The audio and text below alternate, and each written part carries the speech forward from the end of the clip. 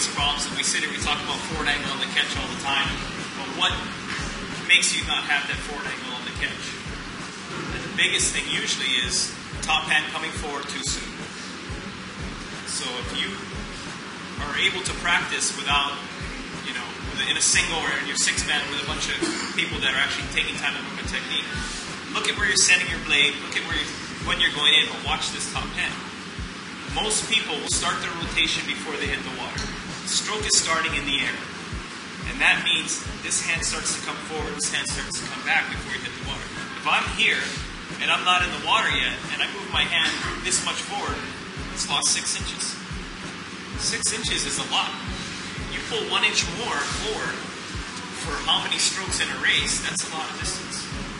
So one of the biggest things is to watch the top hand that it doesn't come forward too soon. You want to set your blade fully so that the load on the blade now does not allow that top hand to come forward fast because there's so much resistance on it. Yeah, Johnny talked about the triangle earlier. We call it the A-frame, and it's the same thing. It is a triangle, but we just use the shaft of the paddle, your top arm through your body and your bottom arm to create an A in the paddle. And one thing I've been trying to teach people is a lot of people will start to drive down, set the blade, the bottom hand will go, but as soon as it touches the water, the bottom hand will stop and the top hand will just keep going.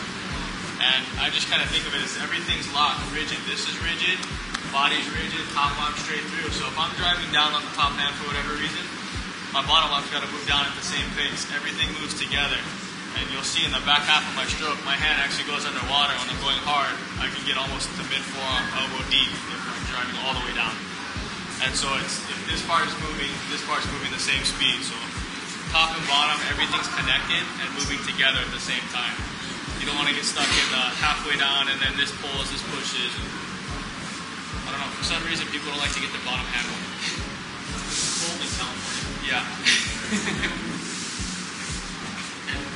If you guys have questions, please ask, because half of these talks, you learn so much by asking questions and what is said from there on. Any questions, please? The bottom arm, at what stage, or do you break it, like your elbow?